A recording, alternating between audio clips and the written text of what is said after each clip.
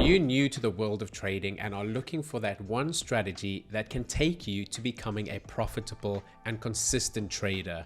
Or maybe you're an intermediate trader that has been trading for a while, but you're still looking for something better or just looking for a change, then this is the video for you. Hey, my name is Brett Sutton and I've been trading for the last 6 years, and I love the process of finding strategies, back testing them, and then trying them out in live markets. And it's because of this that I have a catalog of loads of strategies that I have been back testing and can basically give you my top 5. And that's exactly what I'm going to do in this video. Now, before I do get into that, I would like to just say that this is educational only and it's not financial advice. So these strategies, as good as they are, please make sure if you are deciding to take one of them on and try them on a live market, make sure you do your testing, back testing, and doing everything you need to do to ensure that you have the confidence to move forward in a live market. So if you do like the look of one of these strategies, please make sure you back test it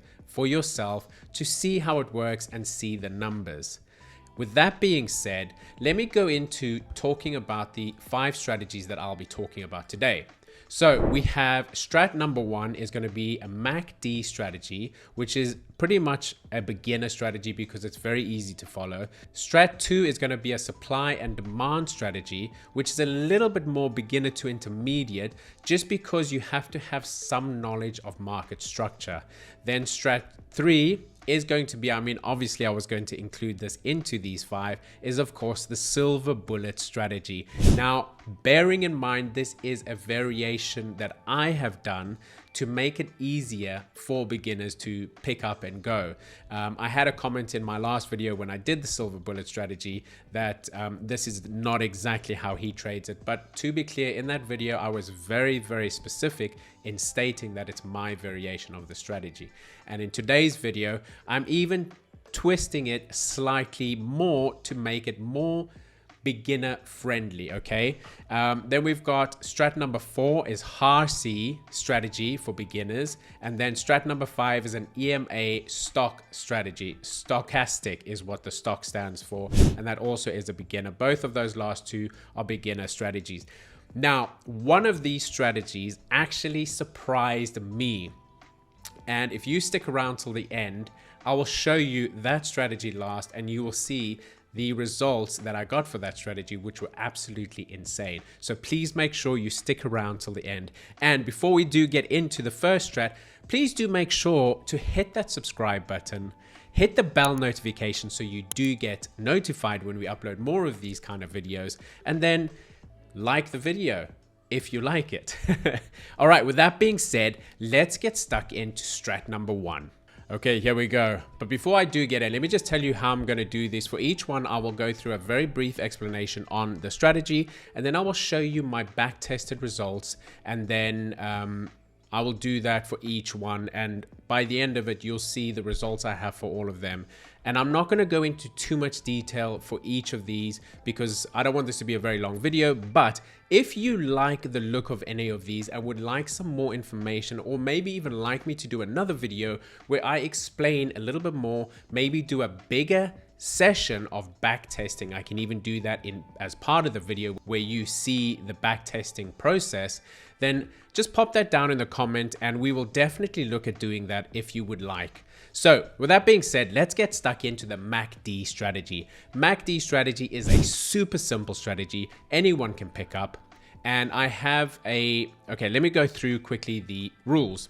So first of all, the indicators you need are the MACD, of course, and an EMA 200, an exponential moving average. That's what an EMA is. Time frame, I'm using a 15-minute time frame. You can use lower or higher. I am looking at doing these trades a little bit, I don't want them to be too long term. So 15-minute is what I found the best results on, but it's also, you're not taking too long for those trades to play out. Then our rules are as simple as this. Wait for the MACD to cross. You only take buys if the price is above the 200 EMA, and you will only take sells if the price is below the 200 EMA. It's that simple. I will go into more detail right now. And your take profit, your stop will be above or below the previous swing. And then your take profit is 1.5 times your stop loss. So you're looking for a 1 to 1.5 risk reward ratio. Why that? It's just what I have found to be the most profitable. So you can look for more. You can play around with how you trade that. You can look for 1-to-1. That's your call, but this is just what I've done. So with that being said, let me go into a quick explanation on that. I already have the things on charts, so let me just double click on those. MACD, you're changing nothing. It's the basic MACD, all right? So very simple. You throw the MACD on. Your EMA, exponential moving average. Let me just click this. Exponential moving average. I just make sure that my line is red and it's a little bit thicker, so I use the second one just so it's nice and clear and I can see where that is. And then the inputs is obviously 200 EMA, and the EMA, make sure the method is EMA, not SMA. I don't think it matters too much, but we're using EMA. All right, so with that being said, let me just throw on some of the trades I have put on here. We actually have a trade currently. Why did I take that? As you can see, I mean, this is a little bit choppy, so I would like to normally see price below the EMA for a little bit longer, but we'll see how this one plays out. I was hoping to have this kind of hit target as I was doing this little description explanation, but let's see how it goes. Looks like it's going a little bit against me, but it is what it is, right? We still have the 200 EMA acting as support there, so hopefully we can bounce off that. The reason was we had a cross of the EMA up at the top there. You can see the cross, and we were below the 200 EMA. So I took that position, and my stop is above the recent swing, as you can see, and my target is 1 to 1.5. Simple, right? Let's go back to my previous trade before that. Okay, so this was a cool one because we actually broke through the EMA, but then we had this sharp push back, and that was at exactly the same time as we had this cross. Let me just put this on over here so I can show you. So you can see right here, we had this cross right over there, and then I had this push down right over here, which was perfect for me to basically enter my trade. My stop was above this swing high over there, and my take profit was 1 to 1.5, and it took a little bit of time, but we hit that easy peasy. All right, so let me just go back and delete all these marks. And then let's go to the next trade quickly. So very basic, guys. It's a very basic strategy. Now over here, we were kind of dancing around. It was a more risky trade, so you could definitely choose when you take the trades. And this one did actually end up losing. And look, in hindsight, I probably shouldn't have taken this one because I was basically skipping around the 200. You know, you would like to be away from the 200 rather than being on top of the 200. So that shows exactly why that is. Look at one more or a couple more. Right over here, you can see we came down and then we crossed above. I mean, we weren't below. So ideally, you want your cross for a buy to be below the middle line, and you want your cross for a sell to be above, okay? So as you can see here, we crossed, where was it? Right down here. So we were just below the middle line over there. We crossed and I took my order and that one hit target. This one was very close. We were right on the line, so it was a risky one, but it still hit the 1 to 1.5. So I mean, if I had a bigger stop, we probably would have lost that. But you know, because we're only looking for 1 to 1.5, you don't need a huge win rate. So let me then go quickly to the actual results for this one. Okay, so MACD right over here. I'm going to quickly show you guys the analytics for this. So this is what happened when I did the back test. Now I did this, I think, in May and June of this year. So very recent market data. We only had 11 trades, 55% win rate, but with that, we still ended up 3.7% up, okay? So all the stats there. So that's the basic thing that I'm looking at. I'm just looking at, you know, my win percent, my win rate, and because my risk reward ratio is set, I know that that's a decent win rate for this strategy. You know, a lot of people sometimes will look at a 55% win rate and be like, you know, I don't want to trade this because it's a bad win rate. It's actually not. If your risk reward ratio is 1 to 1.5, that's actually not that bad. And I think had I traded this for maybe 2 months and got more trades, you would have seen that, you know, maybe after about 20 trades, I might have been about anywhere from 5 to 8 to possibly even 10 grand up. So I think it's definitely a strategy that you could look to trade.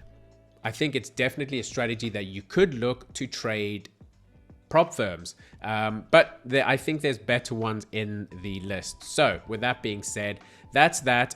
And you can actually see, you can go through a lot of stuff here looking at, you know, the different days. Tuesdays had 100%, but there's only one trade, so you can't really, this is something you look at when you've got a larger lot of data. So I'm not going to look too much, but that's the basic results of that MACD, guys.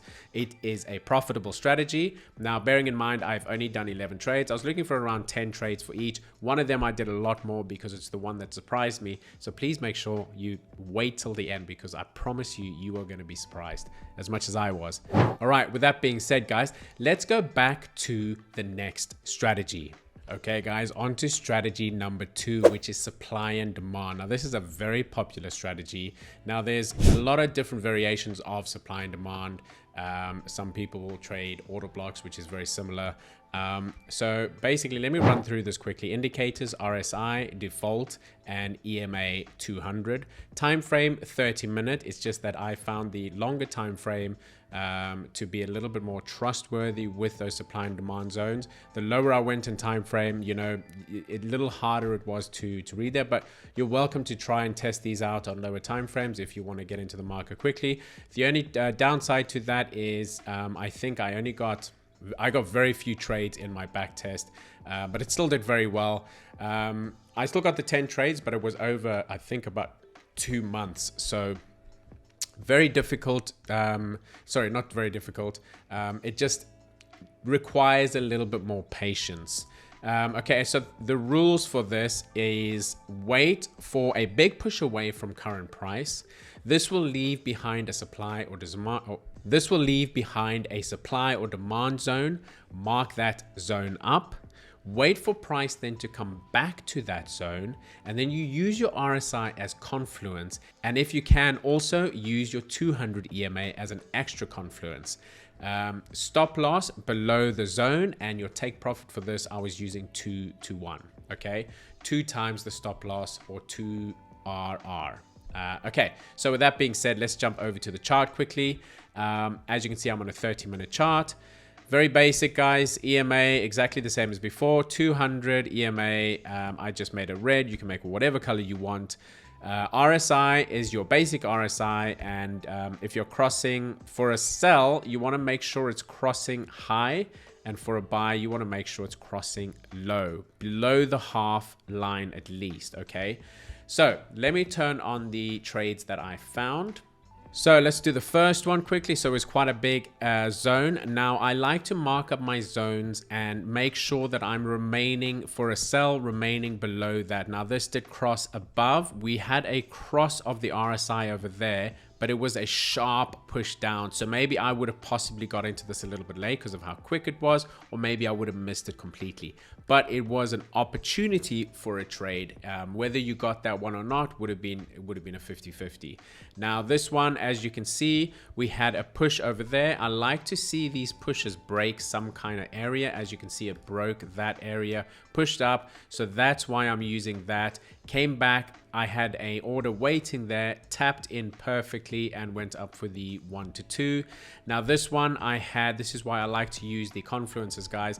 I'd marked up an order block over there, but then by the time we came back to that, this order block or zone was now above my 200 EMA, and I was looking for sells for that, so that's why I just ignored it, and just as well because this would have just gone up and stopped me out. So that's why these confluences are so important, guys, using that RSI and using the 200 EMA.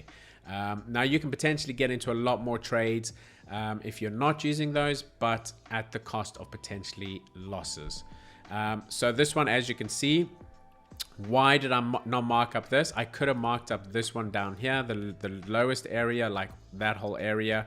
But the reason I didn't is, again, I like to see it break something. So it broke this high over there. So that's why I was looking at that. And then we had, we waited because, as you can see, even with that first test, our RSI was not quite ready yet. So we waited till we broke below. We got this cross over here. As you can see, the cross up. And then I took the trade after that cross because my confluences all lined up, and just as well because we hit our 1 to 2, and that would have potentially been a much bigger trade. But I'm only looking for the 1 to 2, so I'm not looking to trade anything further. If you want to, you can try and test it yourself. So with that being said, let's quickly go in and look at our results for this one. All right, so supply and demand over here. Let's quickly look at the analytics here, guys. So what did we get? We got a 63% win rate, which is very good. Now we only got 8 trades, and I think we were, how many days does it tell us? I think we traded, it was like 2 months to get these 8 trades. So you got to be a little bit more patient with this. You know, it does require you to be a lot more patient, but overall, if you're looking at just taking it slow, this is a very good strategy. But one that I did say is maybe a little bit more beginner to intermediate, just because of needing that understanding of market structure. So this one definitely, so there we go. The cool thing about this as well is it says 2 of these could have broken even, right? So that's cool to know that as well. So that's the results for that one. Very good. 63% win rate on a 2RR strategy is pretty good. I will take that all day long. Okay, so that's that one, guys. Now let's jump into the next one. Okay, guys, let's keep pushing on here. Number 3 is the silver bullet strategy. Now I was doing this specifically on the S&P 500 because I had mostly been doing this on Euro USD, and I have seen a lot of information online that they say that this on S&P 500 it works a little better. So I thought, let me just try it out, and my results were fairly good actually. So let me just explain how I am trading this. Okay, please understand that I am telling you this is how I trade this. It's not that I'm telling you this is the silver bullet. It is a variation that I'm using, and it's just how I have tweaked it and adapted it slightly to make it very simple to follow for beginners. Okay, so indicators is basically any sessions indicator, but you don't even need that. All you need is a to mark out your session. The indicator just makes it so that is automatic. You don't have to do that every time. Time frame is the 5 minute, where you're looking for your sweep of liquidity, and then you go down to the 1 minute for your entry. Okay, and then make sure your time zone is set to New York time. I'll show you that on the chart. Rules: 1, wait for price to get to the 9:30 New York time, then wait for a recent liquidity to be taken. So you just look left, liquidity, wait for that to be taken. As soon as that's taken, you will then jump down to the 1 minute, and then you wait for a break of structure with impulse, and one that is creating a fair value gap. Now, what is a fair value gap? I will show you that if you're not too sure. And then you set your order on the fair value gap, and your stop loss is at the previous candle of that fair value gap or the swing. Now, most of the time, if you feel like the stop is not big enough, you can always go with that 5 handle, because ICT talks about using the 5 handle. So I don't like it to be bigger than 5 handle. If my stop is ever bigger, I will move my entry so that where my stop is, the entry just moves so that the 5 handles is there. That's how I've been doing it, and it's been working fairly well. So let's jump over to the chart quickly, guys. S&P yesterday and today have been a little bit weird because, I mean, obviously it was 4th of July, so we had this huge gap. Now that is something that we've got to keep an eye on, because, you know, price likes to fill gaps. So I'm going to go back to Wednesday, the 28th of June, last Wednesday, I think it was. So my thing is there, but I'm not going to, let's just go through the motions. We are on the 5 minute. You see over here, let me just put this out of the way, guys. My time zone is set to New York. Very important, guys. Whatever you're using, make sure it is within this, to make sure that whatever time zone your server on or whatever you're using, make sure you're trading within this time slot. Okay, so as you can see, we had this break of structure. We had this little weird candle over there, which I would have then just moved my structure over there. But essentially these highs, fairly equal highs, were broken. So I was looking for a sell. So what I would do then is I would switch back down to the 1 minute, and you'll see it very clearly on the 1 minute. Let me just get to, there we go. So you'll see it on the 1 minute, guys. You could potentially have seen that as well as a break. Let me just mark that up, which it was. We broke that, we pushed up, and now we're just looking for a break of structure. Now, what is a break of structure? For me, a break of structure is something that is breaking. Let me draw it up for you. It's probably easier. So as we're, mark that. As we're pushing up, you will have that, and then you want that to be broken. That is the structure. That is what we're looking for. Then we'll come into fill a fair value gap, and then we'll push down. So let me just make this clear for you guys. We have a break of that high followed by a break of a low, right? So you have a break of a high followed by a break of a low, and then your fair value gap should have formed somewhere here. You're taking your entry there and money in the bank, hopefully, right? Anyway, so let's just go back. Right, so we had this break of structure. Now we're looking for, I mean, we had this liquidity taken. We had the break of those highs before that time, and now we're just looking for market to be broken or the shift to happen. So we had this low, pushed up, kept pushing up. Then we had this huge push down over there. So essentially we have now got a break of structure. Let me just remove that. With impulse, I mean, that is a very big candle. That is impulse. Now, I always say you mark up the fair value gap, right? Now, for me, the fair value gap was so big that I would actually then look at using the fib. So this is how I do it. I'll either use the fair value gap or I'll use the fib, and I'll look at coming into that 60, around the 60 somewhere is where I like to enter. So my entry was right there on that 62. And as you can see, my stop was above that swing high, which was actually, if we look at the stop here, was 497. So just on that 5 handle. So that worked out perfectly. Pushed up against me a little bit, but then came back down and hit my take profit, no problem. So that was an easy 1-to-1. That's the only one I'm going to explain. I will then now jump over to the results. Where are we? Silver bullet right over here. Analytics. So here we go, guys. 79% win rate, guys. 14 trades in total, 11 wins and 3 losses. So it went very well with the S&P 500. I did this over a span of, was from June the 7th till June the 27th, so about 20 days. So I think I almost got a trade every day, pretty much. There was a couple that I probably missed. And let me just show you guys quickly. I know I don't want to go on too long. I don't want this to be too long. But what I can show you is if I go to this and I say continue, I can actually see the chart. But I will have to change, because I'm on the stochastic there, I'll have to change the layout to load layout. It'll have to be the silver bullet 1-to-1. There we go. All right. So as you can see, guys, there's all my trades. We're on the 4 hour here, so I don't want to be on the 4 hour. Let's just go to the 5 minute. Here you can see everything I did, guys. I would mark up the high that I was looking at getting broken. So this broke those and that. But you can see every single trade, extremely methodical, following the rules, and hitting that 1-to-1.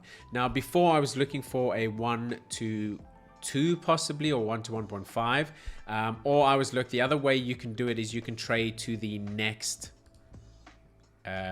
liquidity draw. So that would have given me a big, but I thought to myself, let's just do the 1-to-1 and see how it goes. And as you can see from that back testing, guys, it went extremely well. Let's just look at that again quickly. Analytics. So just shy of an 80% win rate, and we had 8% profit within a month, guys. So we would have definitely passed our challenge on a MyForex funds. So still love this strategy, guys. Whether or not it's 100% right how I'm doing it, this is how I have been trading it. And you know, with win rate like that, I don't really care what anyone says. This is a strategy I am loving at the moment, but it's still not the best one. It's the best one in terms of the win rate, but not the strategy that I was talking about. So make sure you stick around because that one is still coming. All right, so let's go on to the next strategy, guys. And just like that, we are on to our fourth strategy, which is the HARSI strategy. Now, what that is the Heikin-Ashi RSI. That's where HARSI comes from. So indicators, of course, is the HARSI, which is the Heikin-Ashi RSI oscillator, length set to 10 and open smoothing set to 5. Then you have an EMA set to 200, and then you have the higher high, lower low strategy in TradingView, right? So this is one that you can set up in TradingView.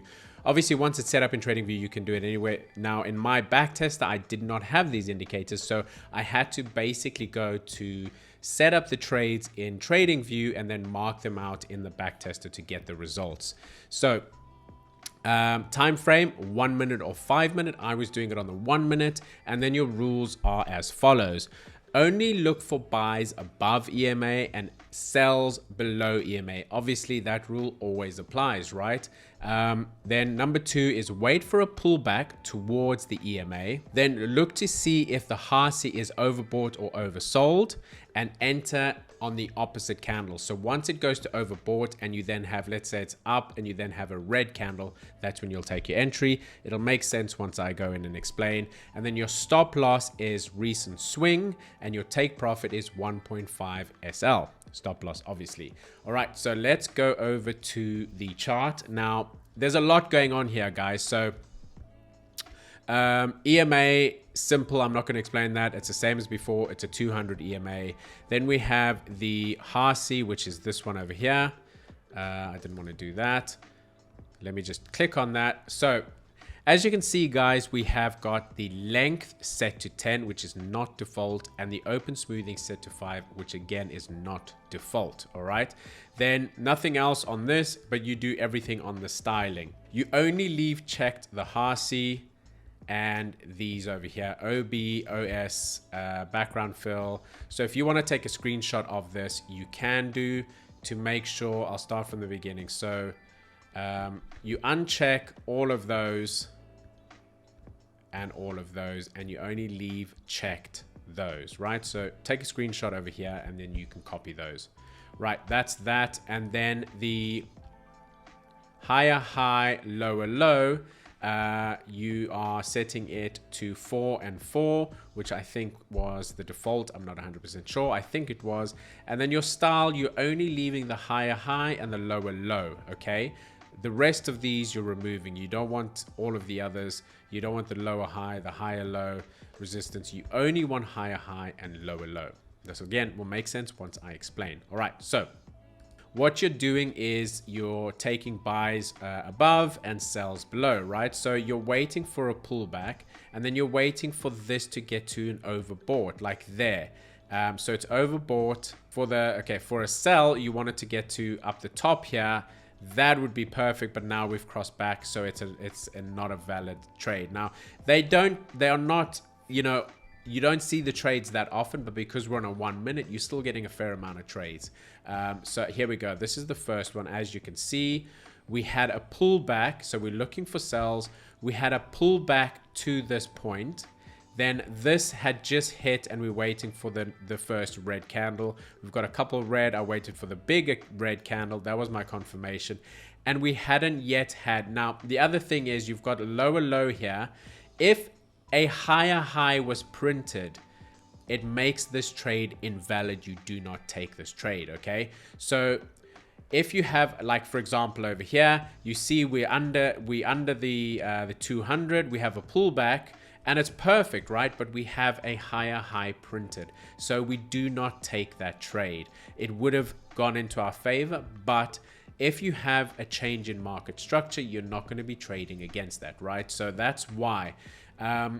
So there was no higher high printed over there. So we took our position and we got the 1 to 1.5. Let's look at the next trade. Where is it? So you can see you go a little while without getting any trades. Here we go. We have a pullback. We go up into the red. So we're in the oversold, and we then wait for the first red, which we get over there.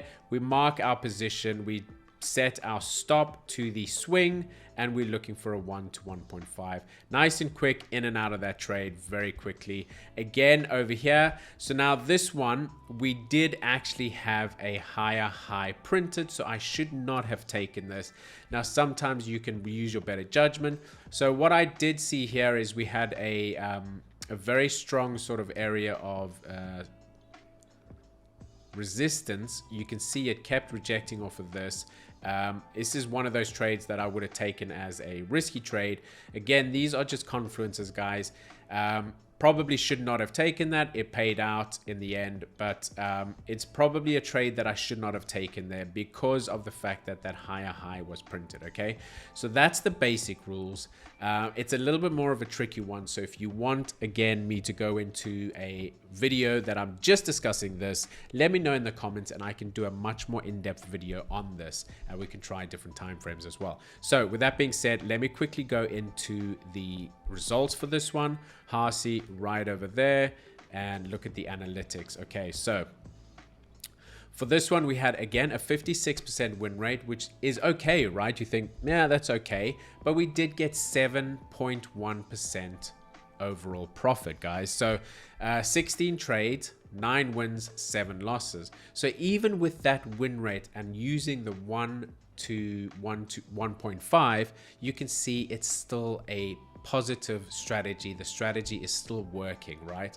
And over a longer term, I think the strategy has a lot of potential. So a very cool strategy there. Again, you can go look at your Mondays. Didn't perform so well on Monday.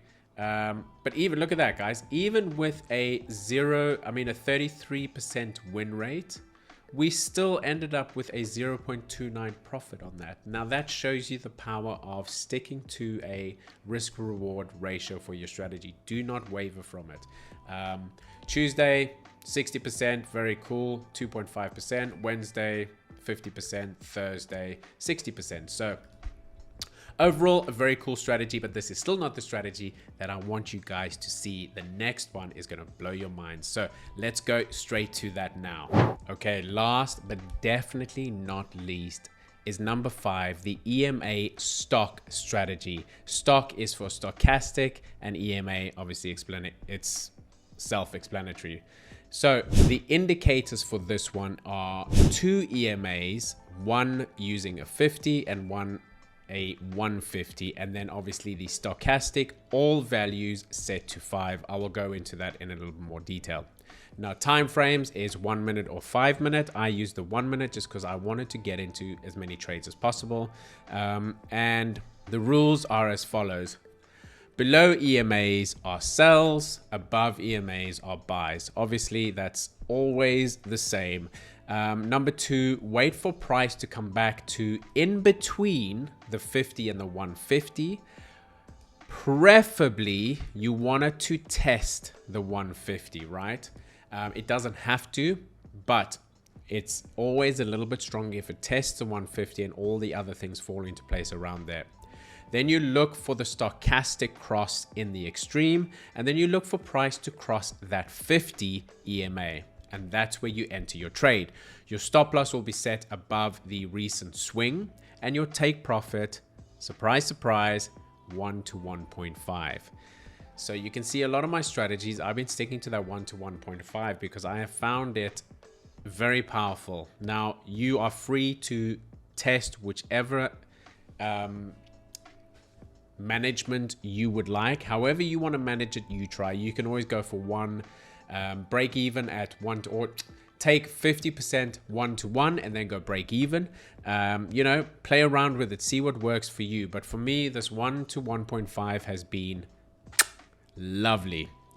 really found it to be very, very powerful.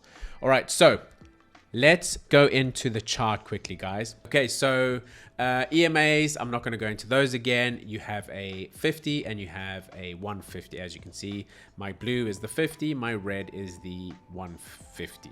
I have the 150 set to red because that's the one that we ultimately want to test, but not, it doesn't have to. Okay, so the stochastic, let's just have a look at that. That's what I meant, guys. 5, 5, 5, all of them. K length, K smoothing, K D smoothing, all set to 5, and that's it. Okay. Now, let me go in and turn on the trades I set up quickly. So the first one, or the most recent, was this one. As you can see, we came in, we had a break, so we could have technically taken it there, but I waited a little bit longer because I liked the look of that candle there, the rejection there. This was quite a strong push up and we had just broken a high, so I was a little bit unsure about that one.